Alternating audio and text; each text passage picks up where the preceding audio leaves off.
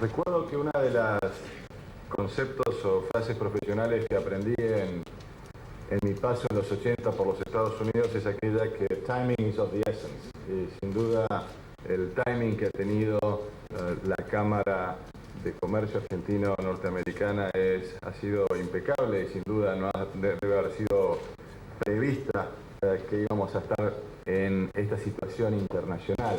Pero de todas maneras creo que nos provee un marco adecuado para hacer algunas referencias a qué es lo que está ocurriendo en la economía global.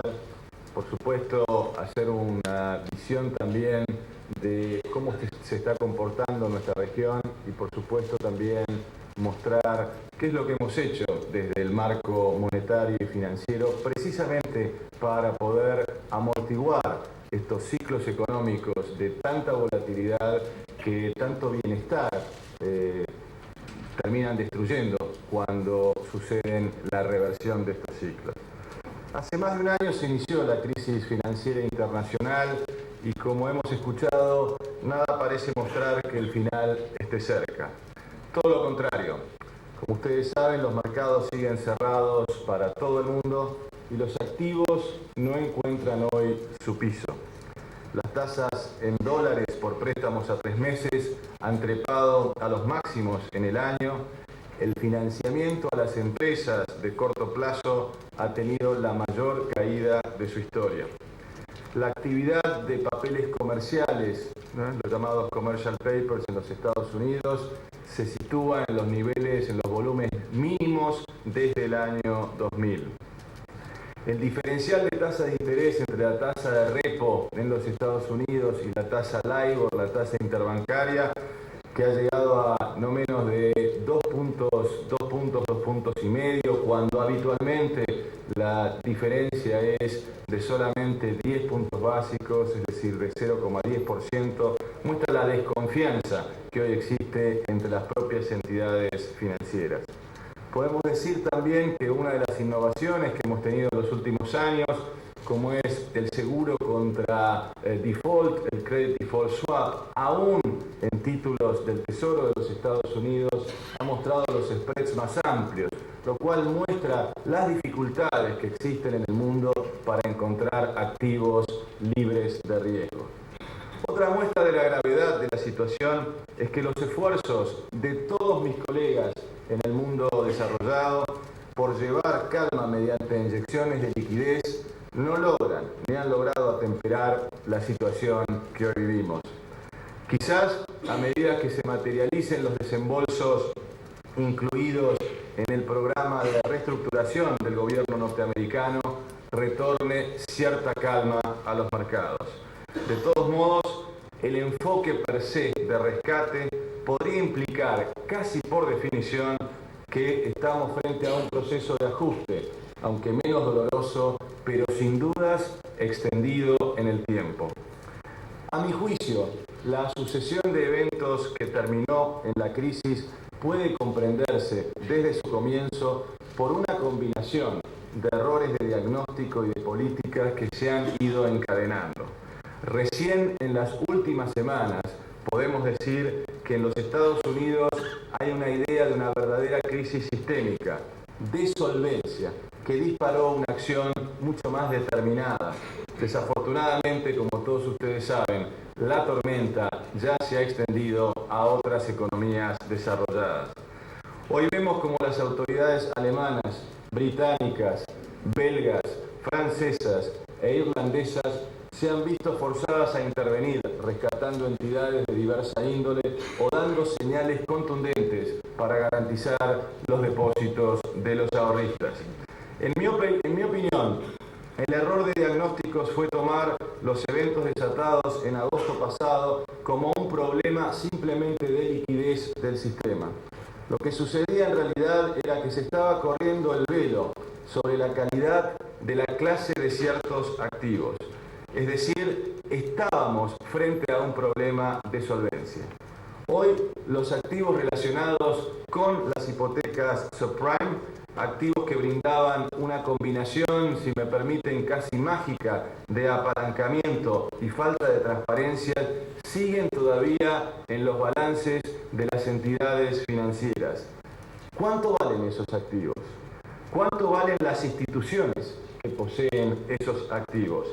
Y tal vez, si me permiten, haya que entrar en un terreno cuasi filosófico de diferenciar el concepto de precio de valor.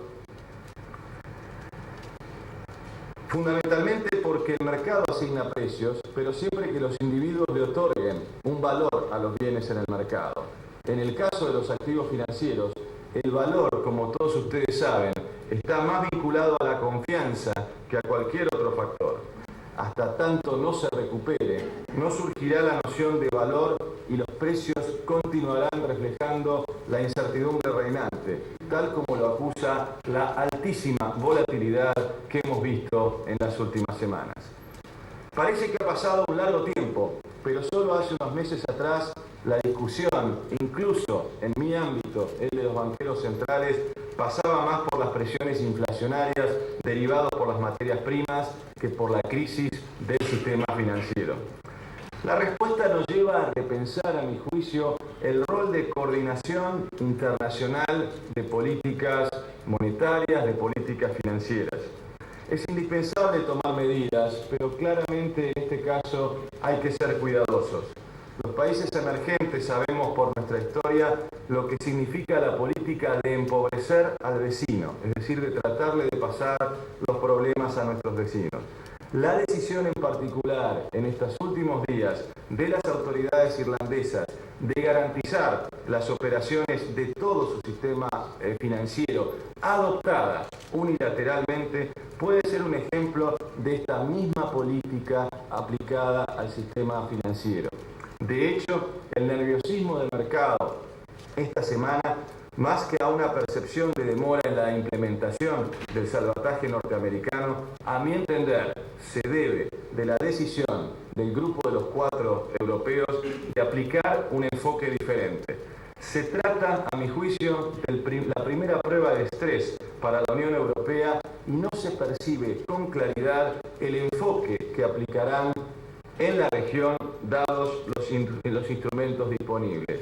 A mi juicio también, la respuesta que ayer dieron los mercados fue precisamente una respuesta a esta reunión del sábado, en donde se mostró a una Unión Europea que es un espacio económico común, pero que ha dejado librado a las políticas de cada uno de los países la posibilidad de enfrentar la crisis.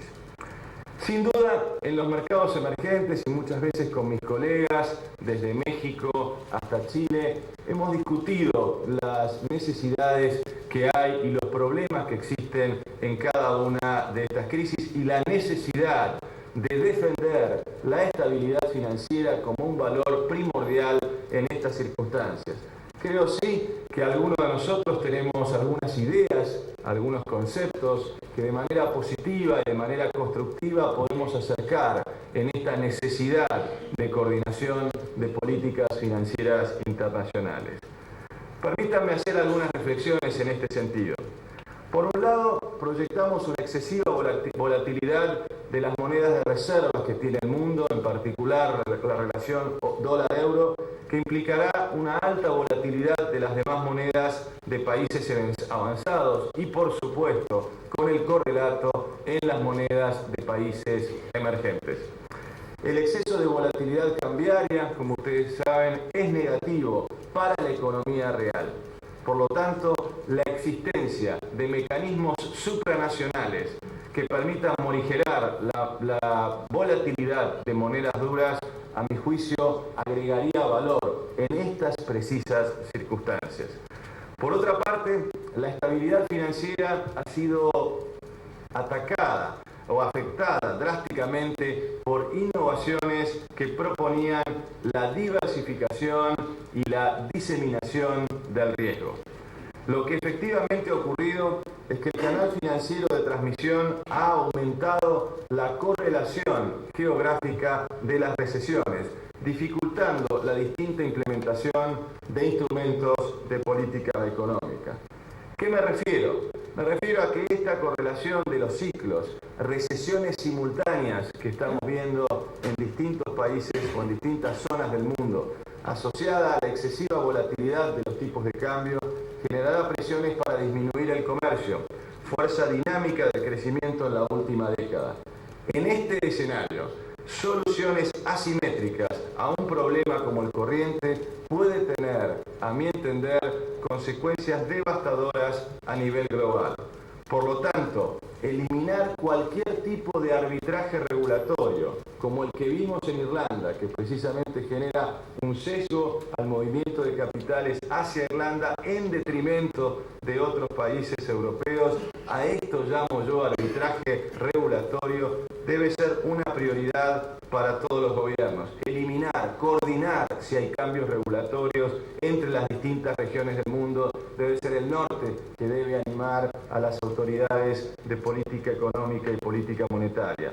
En este sentido, insisto, el accionar coordinado, incluyendo también a los países emergentes, en particular a los más grandes, tenedores de un stock de ahorro muy grande en forma de reservas, y también los fondos soberanos, en particular aquellos de Medio Oriente, es, a mi juicio, el mayor desafío.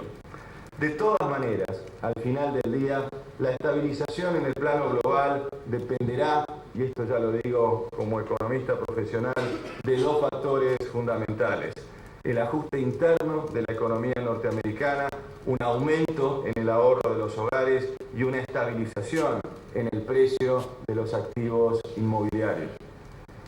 El otro es el comportamiento de las economías emergentes y particularmente el de China. Claramente el hogar norteamericano promedio pudo sobreconsumir en los últimos años porque grandes regiones emergentes sobreahorraron.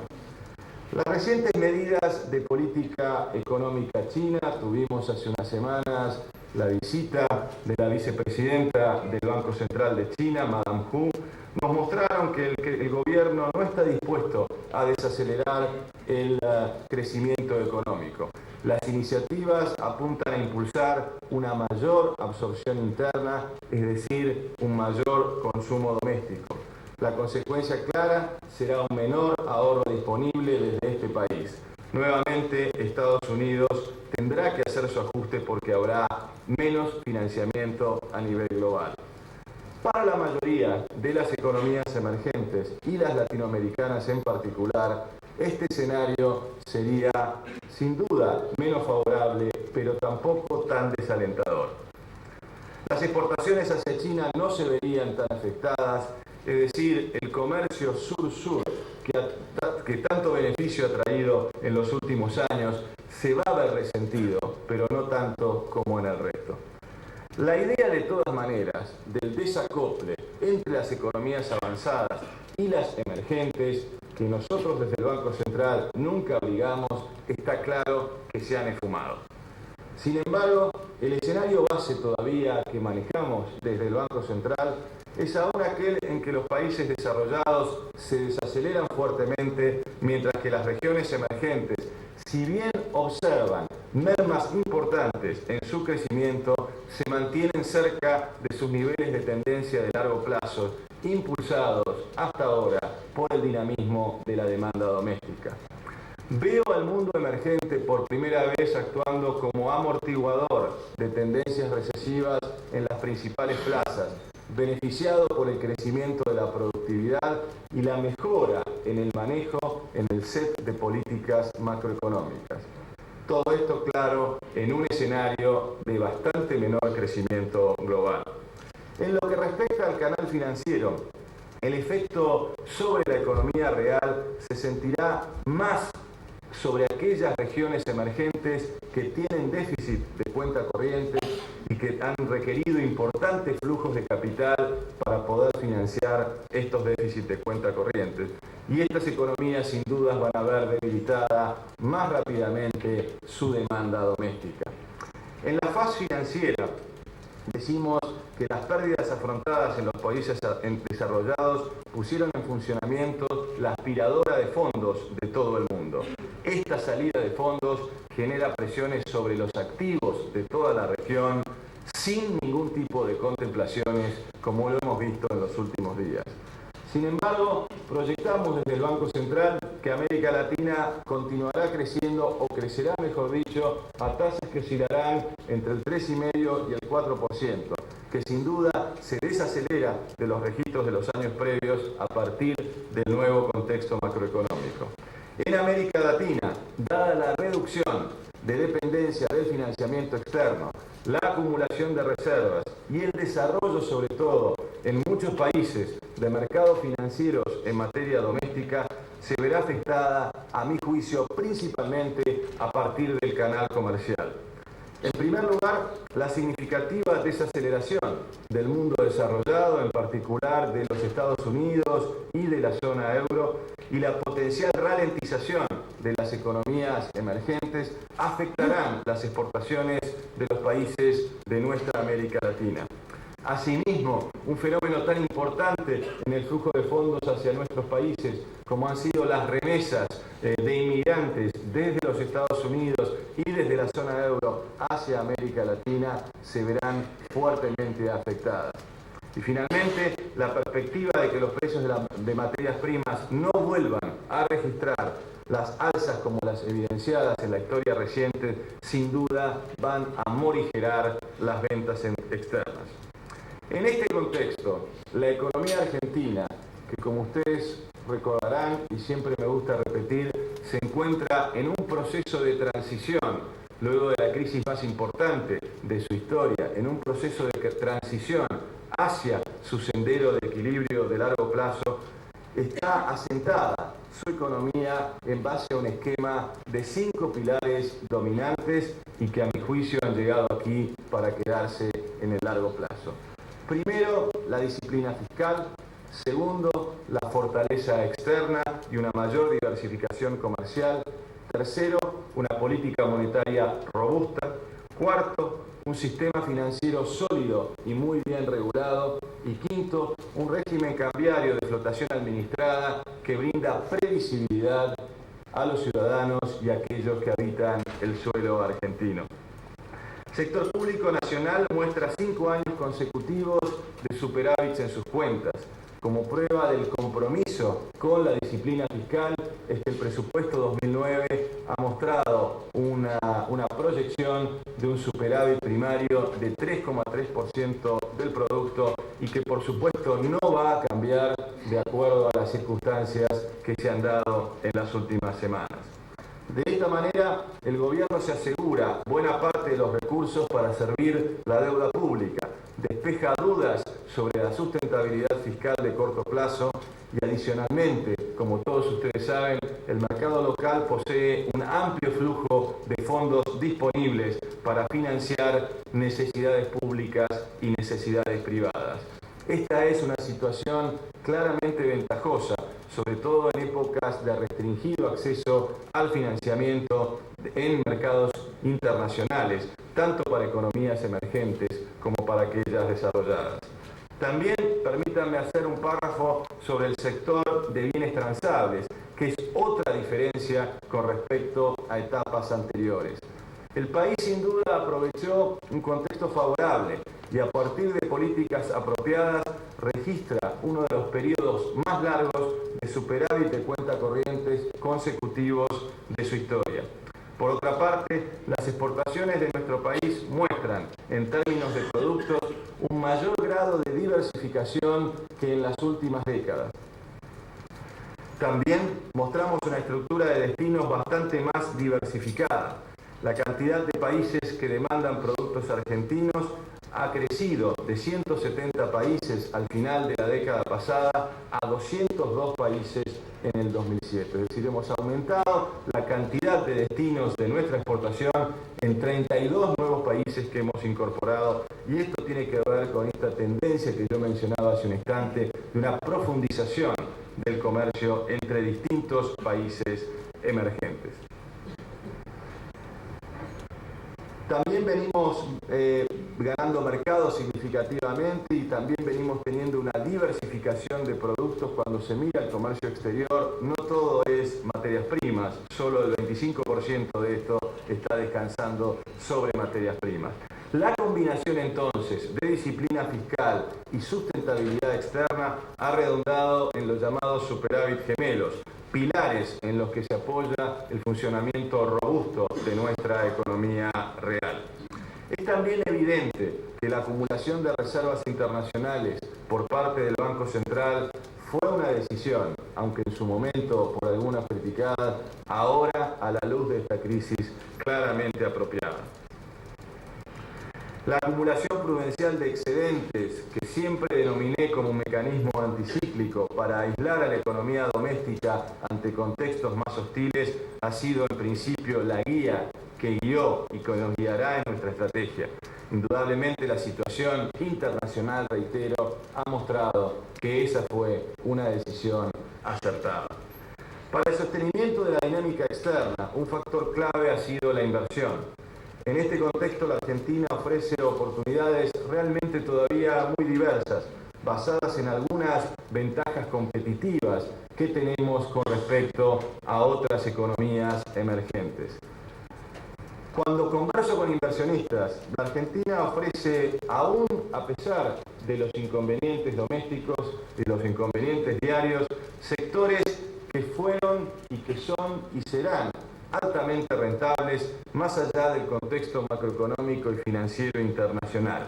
Permítanme simplemente señalar algunos donde Argentina tiene ventajas competitivas. El primero es la biotecnología, donde se conjugan precisamente capital humano con recursos naturales, una fuerte capacidad de investigación y también una fuerte capacidad de investigación aplicada, en particular la biotecnología aplicada a agronegocios, el desarrollo que han tenido organismos genéticamente modificados, la genética en particular en materia animal que nos permite exportar inteligencia al mundo. Por supuesto, todo lo que se refiere a la cadena agroindustrial, en particular cuando nos movemos hacia adelante de la cadena y podemos generar instrumentos y productos con alto valor agregado. También mencionamos las industrias químicas, de papel y de plástico. Por supuesto, el turismo. La minería, en donde hoy en toda la cordillera, desde Catamarca hasta el sur de nuestro país, tenemos proyectos por miles de millones de dólares. El desarrollo también de tecnologías de la información y en particular la producción de software en castellano. Lo vemos también en el sistema financiero, como desde la administración financiera estamos produciendo software, desarrollo de sistemas en español para utilizar en todo el mundo de habla hispana. Las telecomunicaciones y por supuesto también el outsourcing, que muchas de las compañías que están aquí representadas hoy utilizan para precisamente darle servicios, en algunos casos al mundo, en otros casos al mundo de habla hispana. En este marco, el rol del Banco Central de la República Argentina pasa por proveer dos bienes públicos que han estado ausentes en los últimos 50 años de historia argentina. Por primera vez en décadas, nuestro Banco Central le asegura a todos los argentinos y a todos aquellos que trabajan en la Argentina dos bienes públicos centrales: la estabilidad monetaria y la estabilidad financiera. Dos bienes, sobre todo, que cobran mucho más valor en este contexto de turbulencia y de crisis financiera internacional. Para ello, hemos construido de manera paciente y de manera persistente instrumentos monetarios y financieros para morigerar los distintos shocks externos. Y a la luz de los recientes acontecimientos, el Banco Central ha demostrado, sobre todo en el último año, su capacidad como para actuar como piloto de tormentas, como para continuar llevando este barco aún en aguas turbulentas. Nuestro sistema monetario y financiero se sostiene en base a una estrategia integral sólida, pero que también tiene muchos grados de flexibilidad. La misma incluye elementos, como decía anteriormente, como la acumulación de reservas, la flexibilidad cambiaria, mecanismos para proveer y para absorber liquidez según el caso, una regulación financiera que evita el descalce de monedas. Hoy tenemos un sistema que tiene activos en pesos, pasivos en pesos y el prestamista de última instancia en pesos. Por lo tanto, el sistema está perfectamente calzado y brinda garantías que nunca antes brindó el sistema a todos los depositantes. Y también hemos mantenido bastante prudencia en la incorporación de innovaciones financieras. Estructuralmente, el sistema monetario y financiero argentino no está sobredimensionado para el tamaño de nuestra economía. Es más, tiene un amplísimo margen para crecer y, como dije antes, no presenta ninguna clase de desequilibrios. Posee además altísimos niveles de liquidez, por lo cual las herramientas que tiene el Banco Central son más que suficientes para el volumen del presente sistema. Esto sin duda sitúa a la Argentina en una muy buena posición para enfrentar la crisis internacional. La solidez se puede ver por distintos grados de ratios. Permítanme compartir algunos sin perjuicio de querer aburrirlos. Los actuales niveles de reservas, como todos ustedes saben, son históricamente altos. Cubre el 62% del M3 privado frente a una cobertura de menos del 40% en el 2004. Los niveles actuales también superan en 10 puntos porcentuales estos indicadores en la última década. Lo mismo sucede si comparamos el ratio de cobertura frente al total de los pasivos del Banco Central. Esto facilita nuestra tarea al momento de actuar para defender la demanda de pesos, nuestra misión central en estos días, y mi preocupación central pasa por defender la demanda de pesos, no solo actuando en la demanda de dinero, sino también garantizando que ella se sostenga a través de distintas políticas en el tiempo. Esto significa que debemos mantener atractivas las colocaciones en pesos frente a aquellas que pueden existir en moneda extranjera. Y es posible entonces aislar al ahorro y al crédito de los efectos nocivos de las turbulencias externas. Además, hemos construido, como decía, un sistema que funciona en pesos y que está focalizado en prestarle al sector privado. El crédito al sector privado ha pasado de representar hoy el 40% del total del activo, cuando en 2004 era menos del 20%. Es decir, hemos más que duplicado el crédito al sector privado. La contracara de esto es que el gobierno es acreedor neto del sistema financiero. En efecto, el ratio de créditos menos depósitos del sector público como porcentaje del activo total pasó a ser de un 12% positivo a ser negativo en este momento en un menos 5%. Esto significa que los depósitos del sector público superan ampliamente los créditos que el sector público toma del sistema financiero. Esto quiere decir que en términos netos el gobierno financia al sistema financiero, al sistema bancario, cuando generalmente nuestra historia sucedía lo contrario. Y esto es particularmente lo que ha cambiado el perfil de la banca pública en nuestro país. Los actuales niveles de liquidez de alrededor del 40% del total del sistema para todos los depósitos son también históricamente muy elevados. Este ratio es robusto comparado, por ejemplo, con los niveles mantenidos en el periodo 1991-2001, que eran de aproximadamente la mitad, es decir, de un 22%.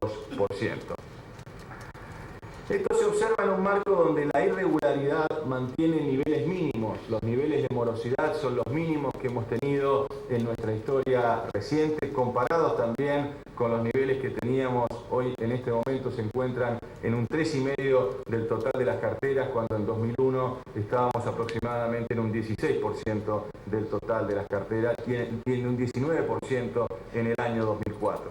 Por el lado del pasivo, los depósitos del sector privado se han consolidado como la principal fuente de fondeo.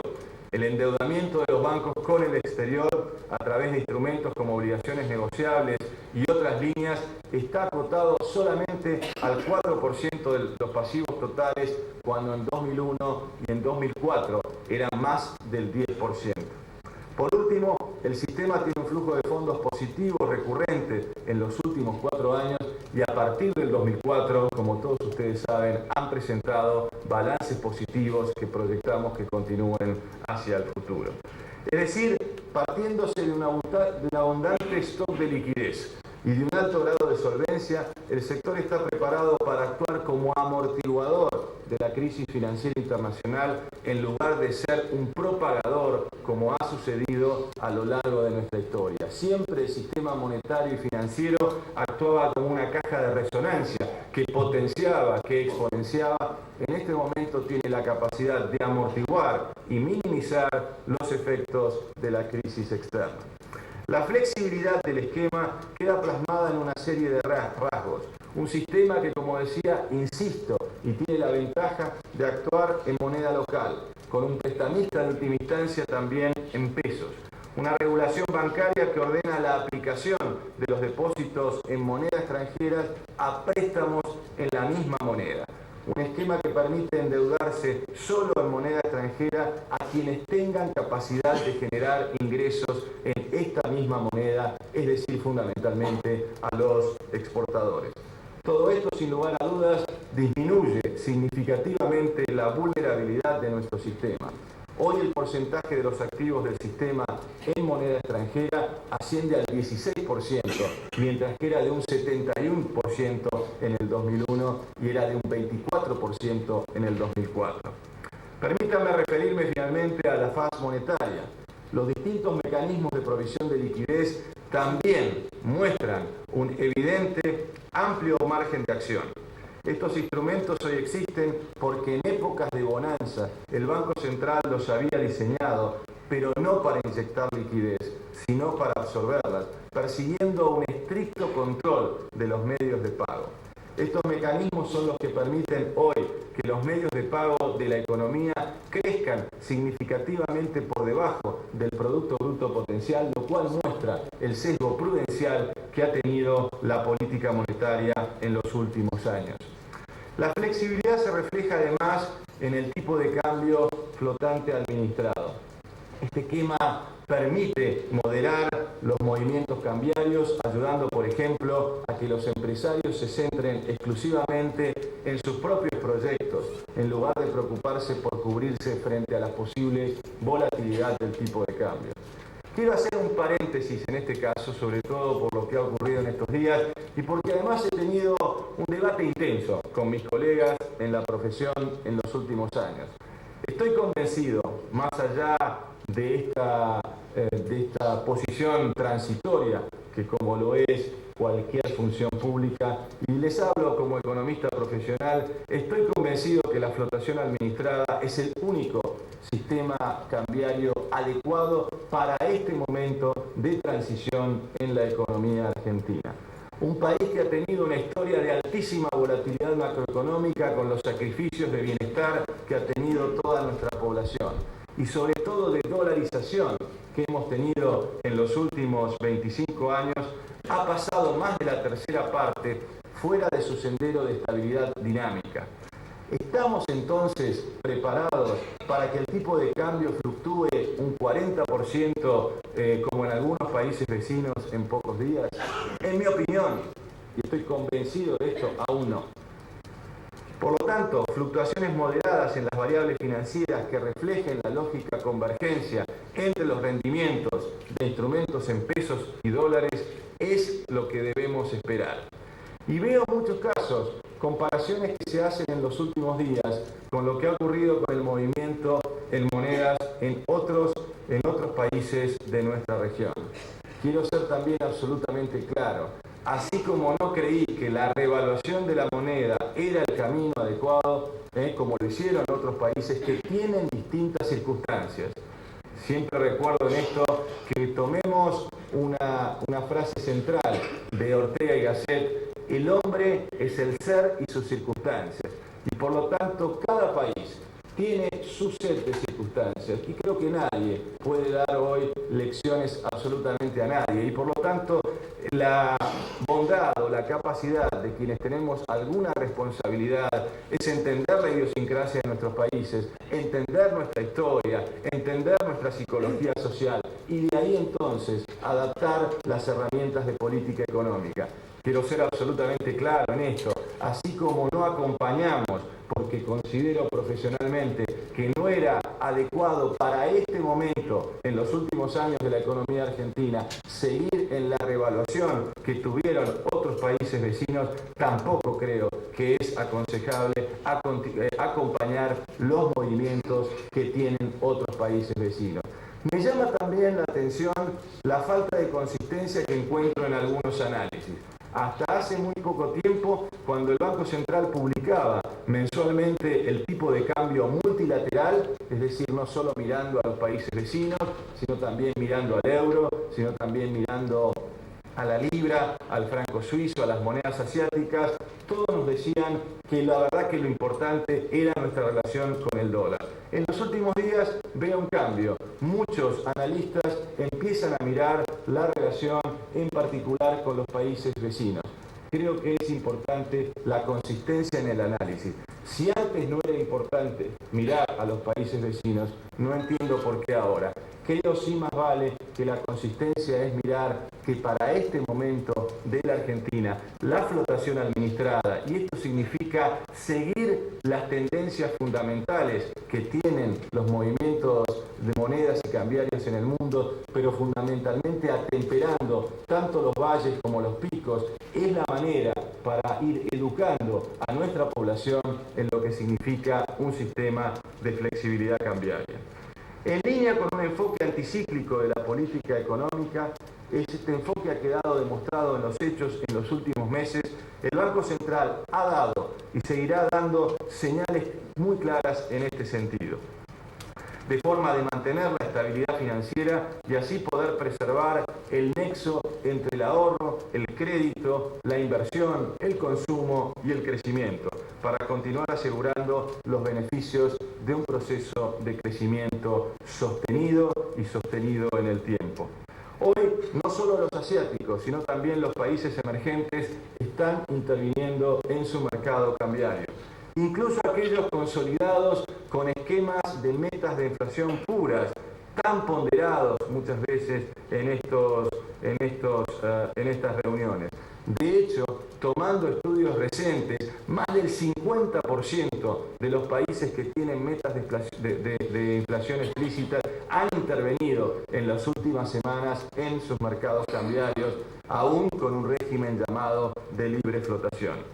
Son varias las razones para evitar movimientos bruscos de la moneda local, las cuales pueden justificar la implementación de un régimen de flotación administrada como el que tenemos en nuestro país.